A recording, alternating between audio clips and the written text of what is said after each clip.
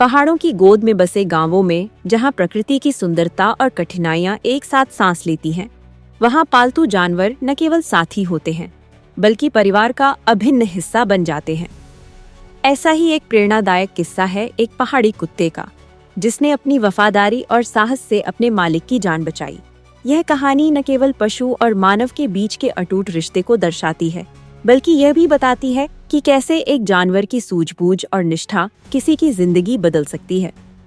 यह घटना उत्तराखंड के एक छोटे से गांव की है, जहां रमेश नाम का एक युवक अपने परिवार के साथ रहता था। रमेश का एक वफादार साथी था, जिसका नाम था शेरू, एक पहाड़ी नस्ल का कुत्ता, जिसकी तेज नजर और फुर्ती पूरे गांव में मशहूर थी। शेरू न केवल रमेश का पालतू था, बल्कि उसका सबसे अच्छा दोस्त भी था। दोनों रोज सुबह शाम जंगल में लकड़ियां इकट्ठा करने और पशुओं को चराने जाते थे। शेरू हमेशा रमेश के साथ साथ चलता, मानो उसका रक्षक हो। एक ठंडी सर्दियों की शाम, रमेश जंगल में लकड़ियां इकट्ठा करने गया। उस दिन मौसम खराब था और अचानक बर्फबारी शुरू हो गई। रमेश ने जल्दी से लकड़ियां बांधी और घर की ओर चल पड़ा, लेकिन रास्ते में एक गहरी खाई के पास उसका पैर फिसल गया। वह खाई में गिर गया और उसका पैर बुरी तरह चोटिल हो गया। ठंड बढ़ रही थी और रमेश की आवाज किसी तक नहीं पहुंच रही थी।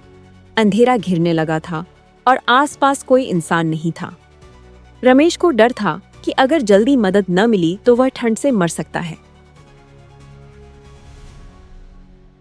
लेकिन शेरू, जो अपने मालिक से थोड़ा आगे चल रहा था, तुरंत रमेश की अनुपस्थिति को भांप गया। वह वापस लौटा और रमेश को खाई में देखकर जोर जोर से भौंकने लगा। शेरू की समझदारी ऐसी थी कि उसने रमेश के पास रुकने के बजाय मदद मांगने का फैसला किया। वह तेजी से गांव की ओर दौड़ा।